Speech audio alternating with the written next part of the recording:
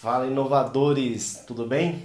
Continuando aí a entrevista que eu dei para Saúde Integrada, né, uns meses atrás, o tema que a gente vai abordar aí nesses melhores momentos é a importância do coworking para a inovação. Se liga aí!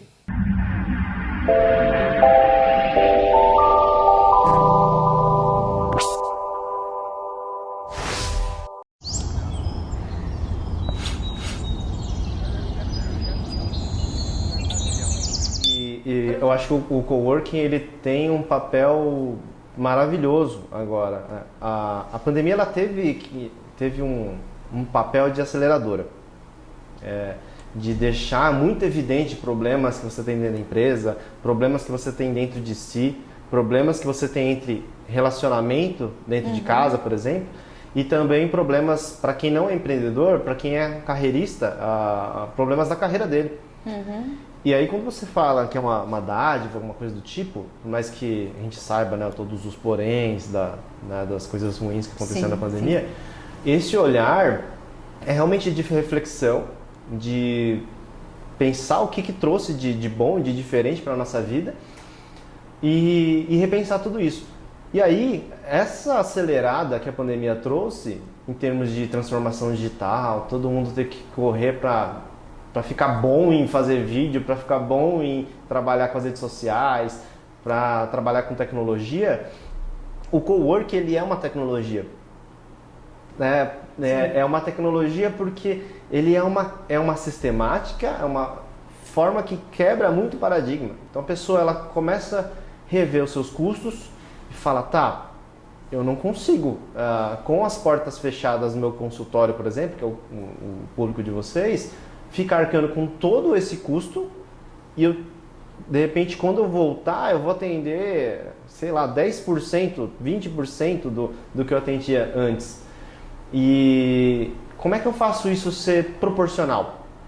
Ou seja, à medida que eu cresço, eu gasto. E isso zera a conta. Quando ele começa a pensar e enxergar que existe um negócio chamado coworking, ele pode ter um espaço como se fosse um home office muito mais planejado. Ele não está home, né? Mas ele também não está office. Então ele tem um espaço dele que ele pode pagar por horas. Ele como empresa, ele pode recomeçar. É muita gente que recomeçou agora na pandemia. Verdade. Então o cara larga, né, se desprende daquela coisa material do o meu consultório, ou a minha empresa, ou o meu prédio, ou o meu salão, e vim trabalhar com uma sala que ele pode ser algumas horas dele, mas não precisa ser o tempo integral, né, falando de curso. Sem contar a flexibilidade, né? Porque a pessoa não precisa ficar num único ambiente, né? Ela pode ir para São Paulo, para São Bernardo, para Santo André. Ela fica muito mais... Ela vai até o cliente, ao invés de ficar sentada num único lugar fixo, né? Sim, e é uma coisa interessante que, como aqui no Saúde Integrada, ele tem um ambiente muito voltado para o bem-estar, e eu lembro que a gente até brincava, né? Eu falava, olha, quando eu sair do Sebrae, eu vou vir trabalhar aqui. Aí eu falei assim, Marina, você deixa, porque aqui só tem gente da saúde. Ela, claro, você cuidar da nossa saúde mais do que muita gente, né? Quanto da questão financeira e tudo mais. E tem muitos clientes que eu decido trazer para cá por conta disso. É uma coisa, é uma questão energética de quando o cara entra pela porta ali de entrada, ele percebe que a energia é outra. E aí, nessa energia, eu já consigo ter o meu trabalho mais efetivo. Olha que porque é diferente de você chegar e ele chegar todo estressado e pensando, meu Deus do céu, eu vou quebrar minha empresa, meus problemas, meu consultor precisa me ajudar. Quando ele chega e olha e fala assim, nossa, que lugar diferente, né? Ele já dá aquela quebrada de energia. Quando a gente começa a reunião, ele já está mais aberto para soluções e não para problemas. Então, é muito bacana esse espaço, tudo isso que vocês promovem, né? E, Wagner, me diz uma coisa, nesse período aí que você estava dando assistência para esses seus clientes, né? Qual foi a parte mais desafiante que você entendeu como sendo mais desafiante para as empresas? Eu acho que teve um cunho mais de autoconhecimento mesmo. Tanto de autoconhecimento do empresário, dele como uma figura de empresário, e quanto o autoconhecimento dele aprender a lidar com riscos. o brasileiro ele não está acostumado a lidar com riscos. Ele sabe, ele acostuma a lidar com dívidas, ele meio que fala assim, se você é endividado o resto da vida, então tá tudo certo, isso é status quo já. E não pensar assim, nossa, isso está errado, preciso melhorar. Uma cultura de levar nas coxas, como eu brinco. Eu posso falar isso, ele não pode. É isso. E aí quando você vai levando, né, empurrando com a barriga, essa pandemia, eu ouso dizer que ela não quebrou muitas empresas. Ela evidenciou empresas que já estavam quebradas há muito tempo. Concordo. Quando as pessoas me perguntavam, como é que as pessoas fizeram para inovar durante a pandemia? A minha resposta é sempre assim, elas começaram antes. Porque não tem segredo, não tem como você refazer um negócio do nada se você está já com vários problemas que você está tampando o sol com a peneira. E tentar resolver num momento que é mais difícil ainda, que exige mais performance. Nossa, isso que você disse é fantástico. Começaram antes. Então, a hora que veio essa situação, ela já estava mais estruturada. Sim. E aqueles que estavam... É interessante porque eu também comento isso, né? Falou, essa crise, ela veio só para evidenciar mesmo. Seja físico, né, da parte fisiológica ou como empresa. Aquele que não administrou a parte fisiológica, quando veio o vírus, não suportou.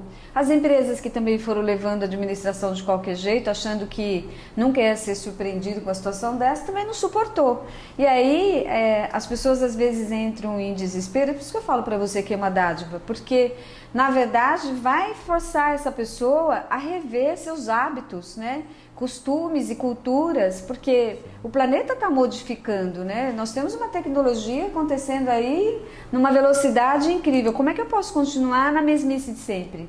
Então esse foi um convite para as pessoas ter mais resiliência, né? Mais flexibilidade e entender que a todo momento a gente pode ser surpreendido de novo. Acho que depois disso ninguém mais vai ficar acomodado. Sim, até uma das principais consultorias que eu ofereço, né, para os empresários, eu dei o nome de 5 anos em 5 meses. Eu já estava com esse planejamento em mente, até por conta do trabalho que eu tive no Sebrae e tudo mais, de perceber que as empresas, elas, no começo, né, nos primeiros 2 anos, assim, ela tá super com energia, tem os contatos, tem o dinheiro e tudo mais. Ela cresce, só que chega perto do 4º, 5º ano, ela começa a patinar. Ela não sabe mais para onde ir. E aí, por que eu coloquei em 5 meses? Porque a pandemia fez com que a gente repensasse tudo que a gente viveu até agora e tem que consolidar em 5 meses para quando voltar, já voltar rendendo. Você não tinha mais tempo de ficar... É uma premissa que você vai errar, mas você não pode errar tanto. Né? Você não pode demorar para acertar, vamos falar assim.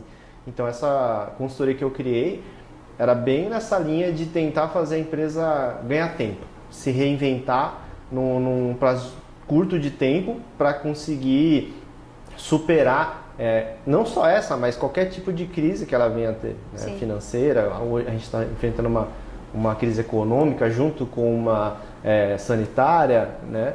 Mas sempre vai ter crise. A pequena empresa ela é uma eterna empresa em crise, infelizmente.